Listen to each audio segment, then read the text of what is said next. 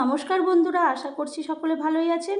বং kitchen নতুন একটা রেসিপিতে আপনাদের স্বাগত জানাই। আমি যে রেসিপিটি করব সেটি কাতলা তিল। তার জন্যে আমি যা যা নিয়েছি দেখাচ্ছি। আমি কাতলা মাছ ধুয়ে রেখে নুন আর লবণটা মাখিয়ে নিচ্ছি। এদিকে তেলটা আগে থেকে গরম করতে বসিয়ে দিয়েছি। তার মধ্যে এক ছিটা দিয়ে দিচ্ছি লবণ। লবণটা দিলে মাছটা তলায় ধরবে না, আর তেলটা তেতে উঠলে আমি তাড়াতাড়ি করে ওই তেলের মধ্যে মাছটা ভাজতে দিয়ে দেবো।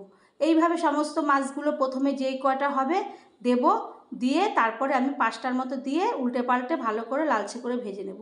তো চ্যানেলটি যদি আপনারা বন্ধুরা এখনও সাবস্ক্রাইব না করেন, সাবস্ক্রাইব করবেন, লাইক শেয়ার কমেন্ট করবেন, পাশে থাকা বেল বাটনটি টিপবেন, তাহলে যে কোনো রেসিপি আপনাদের কাছে সবার আগেই পৌঁছাবে। আর আমি এই রেসিপিটা কিভাবে করব শেষ পর্যন্ত না দেখলে একদমই তো বুঝতে পারবেন না। পুরোটাই দেখতে হবে, একটুও বাদ দিয়ে দেখবেন না।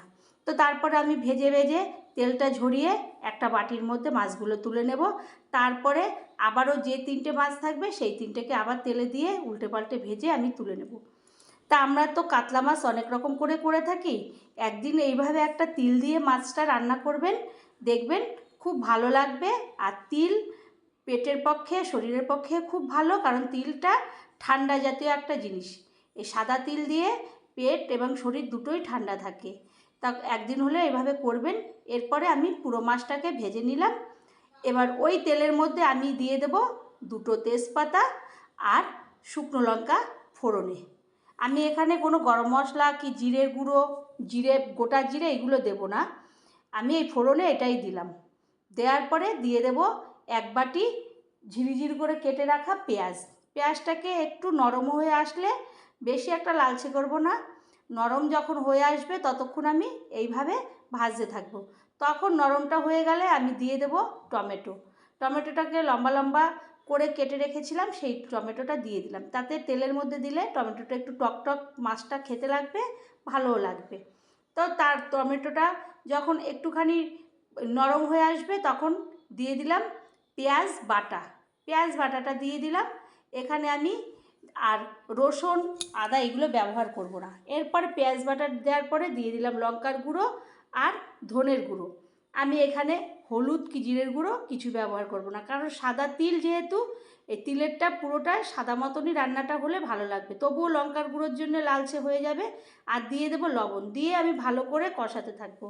কষানোর পরে ওটা যখন একটু মশলার থেকে মশলাগুলো আলাদা হয়ে তেল ছাড়বে, তখন আমি এদিকে নিয়ে নেব একটা মিক্সিং জার, তার মধ্যে নিয়ে নেব তিল আর জল দিয়ে ভালো করে আমি একটা মিহি পেস্ট তৈরি করে নেব। এদিকে দিয়ে দিলাম কটা কাঁচা লঙ্কা। দেওয়ার পরে আমি ওই যে তিলের যে পেস্টটা তৈরি করলাম সেই পেস্টটা আমি ওর মধ্যে দিয়ে দিলাম। দিয়ে ভালো করে এরপরে ওই সমস্ত মশলার সঙ্গে কষিয়ে নেব। কষানোর পরে তিল থেকে তো তেল তৈরি হয়, সেহেতু অতিরিক্ত তেল ছাড়তে শুরু করবে মশলাগুলো আলাদা হয়ে। তখন আমি মিক্সিং জার ধুয়ে একটুখানি জল দিয়ে দেবো। আর তিলটাকে আমি খুব মিহি করে বাটিনি, একটু আধা ভাঙা করে বেটেছি।